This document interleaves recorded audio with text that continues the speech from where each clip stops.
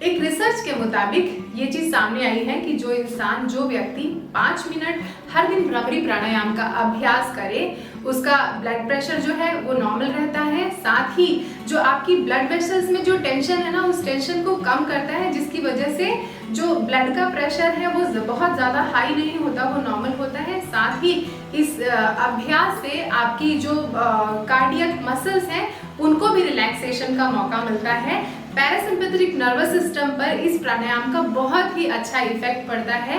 मानसिक तनाव को कम करने में, आपका डाइजेशन मेटाबॉलिज्म इंप्रूव करने में, साथ ही एक गहरी प्रॉपर प्यारी नींद लाने में भी इस प्राणायाम का बहुत बड़ा योगदान है।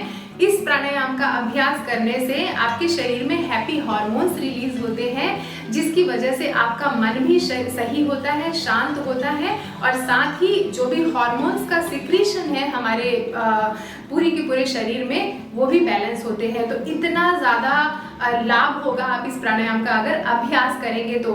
आज की वीडियो में मैं आपको बताऊंगी स्टेप बाय स्टेप किस तरीके से आप भ्रामरी प्राणायाम का अभ्यास करेंगे। वीडियो को अंत तक देखिए। दोस्तों, हार्ट अटैक की समस्या, हार्ट फेल हो जाना, हार्ट का ठीक तरीके से काम ना करना, high blood pressure, hypertension, anxiety की समस्या आजकल बड़ी कॉमन हो गई। पहले ये चीजें इतनी कॉमन नहीं थी। पहले हार्ट की कंडीशन जो है 50 साल 60 साल के बाद ही देखने के लिए मिलती थी, लेकिन आजकल आप अभी फ्रीक्वेंटली न्यूज में देख रहे हैं कि 30-30 साल के लोग, 40-40 साल के लोग हार्ट की कंडीशन होती है। अब देखिए, ये जो हार्ट की कंडीशन है, ये हार्ट का प्रॉब्लम है, ये आज से 10-20 साल पहले इतनी कॉमन नहीं थी, लेकिन आज के टाइम में ये चीजें इतनी ज्यादा कॉमन हो गई है। और स्पेशली जो लोग बहुत स्ट्रेसफुल जॉब है, चाहे वो लाइक सेलिब्रिटीज हो, फिल्म इंडस्ट्री में काम करते हो, बिजनेसमैन हो, वर्किंग प्रोफेशनल हो, स्पेशली सेल्स के फील्ड में, यानी जिनकी टारगेट बेस्ड जॉब है, आईटी की फील्ड में जिनकी टारगेट बेस्ड जॉब है, और आजकल जो हमारा जो वर्किंग कंडीशन है ना, वो बहुत ज़्यादा फास्ट हो गया है। हर एक चीज़ हमें टिप्स में चाहिए,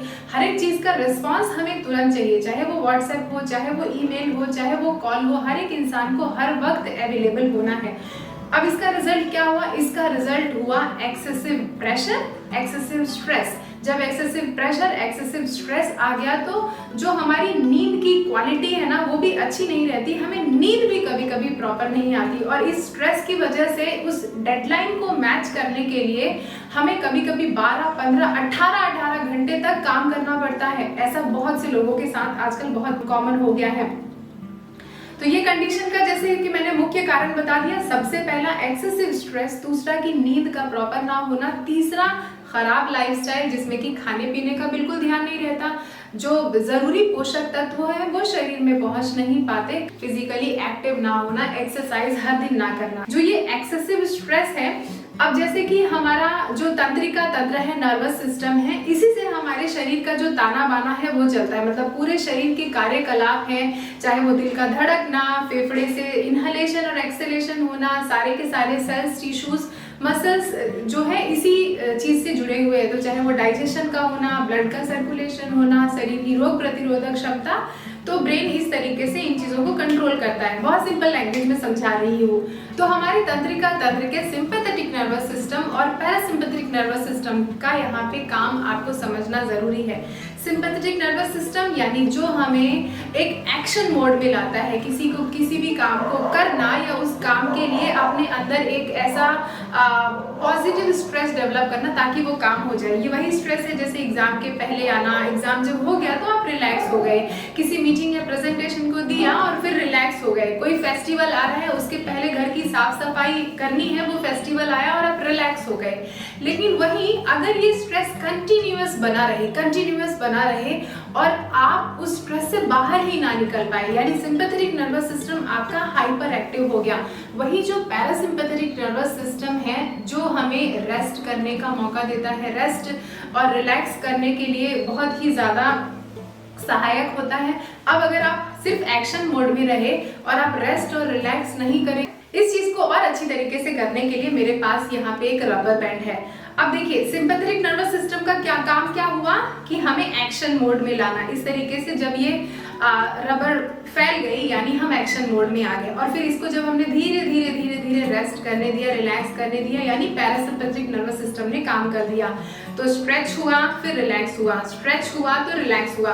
तो ये जो रबर है ये अपनी इलास्टिसिटी नहीं खोएगा, यानी इसका जो लचीलापन है ये नहीं खोएगा।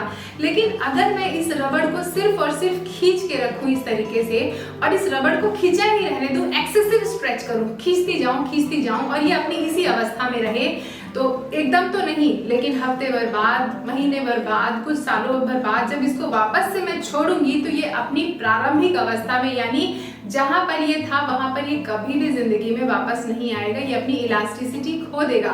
तो इसी तरीके से हमारा ब्रेन है, अगर इसको आपने स्ट्रेस दिया तो इसको रिलैक्स करना इज रियली इंपॉर्टेंट। स्ट्रेस दिया, स्ट्रेस इज ऑल्सो गुड, लेकिन आपका स्ट्रेस जो है वो कंटिन्यूअस नहीं बना रहना चाहिए, आपको रिलैक्स करना चाहिए। तो स्ट्रेस आया, रिलैक्स किया, स्ट्रेस आया, रिलैक्स किया।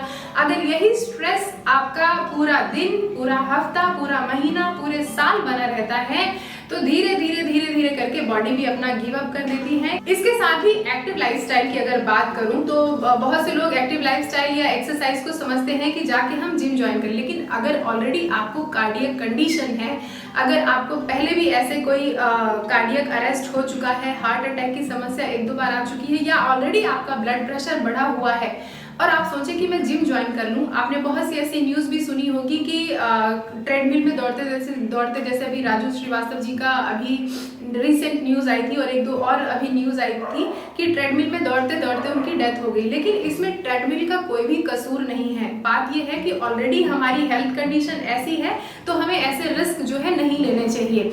अगर ऐसा कोई आपको कंडीशन है तो पहले अपनी पूरी की पूरी प्रॉपर जांच, और ये जो जांच है, जो आपकी शरीर की जो जांच है, इसको बहुत फ्रीक्वेंटली, कम से कम 6-6 महीने में एक बार अपने शरीर की जांच जरूर करवाएं अगर ऐसी कोई कंडीशन है, और डॉक्टर की सलाह लें, और जो जिम के ट्रेनर हैं उनको भी अपने बारे में पूरी तरीके से बता के रखें। सेफेस्ट ये होगा कि आप कोई ऐसी एक्सरसाइजेस ना करें जिससे आपके हार्ट पे कोई प्रेशर आए। साथ ही अगर आप योग का अभ्यास करते हैं तो आप बहुत हद तक इन सब परेशानियों से बचे रह सकते हैं। और इस चैनल को सब्सक्राइब करके इस परिवार का अटूट हिस्सा बन जाइएगा। और ये वीडियो और मेरा प्रयास पसंद आ रहा है तो इस वीडियो को लाइक करके इस वीडियो को अपने दोस्तों और रिश्तेदारों के साथ बहुत ज़्यादा शेयर कीजिएगा। अभ्यास करते हैं तो अपने index finger, middle finger, ring finger, little finger को हमने प्लेसमेंट कर दिया और अपने कान को बंद कर लिया। टंग को अपर पैलेट से टच कर दिया, इनहेल किया, सांस लिया और सांस छोड़ते हुए हमिंग बी का साउंड।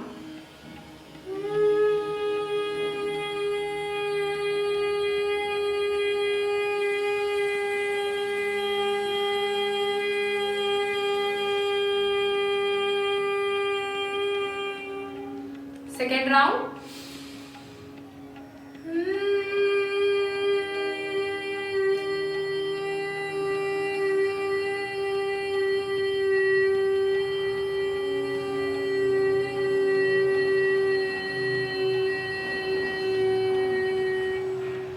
Third round.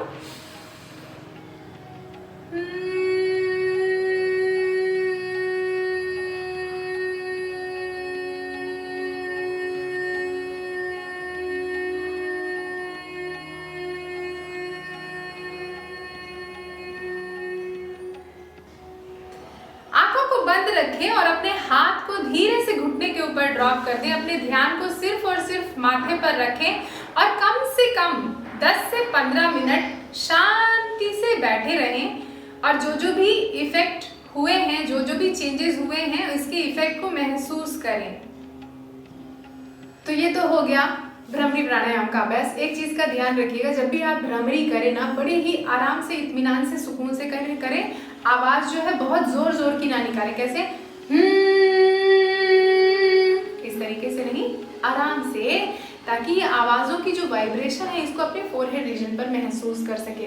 साथ ही इस अभ्यास को करते हुए थोड़ी देर बाद आपके में कंधे में दर्द हो जाए अगर, तो कोई बात नहीं, थोड़ा देर रुक जाइए, फिर उसके बाद फिर से शुरू कर लीजिए। इस अभ्यास को आप कभी भी कर सकते हैं। हाँ, एक चीज का ध्यान रखिएगा, सोने से इमीडिएटली पहले ना करें, क्योंकि हो सकता है उससे आपकी स्लीप में डिस्टर्बेंस आए, क्योंकि आपकी ये झंझनाहट की वजह से आप और भी ज्यादा अलर्ट और एक्टिव महसूस करेंगे।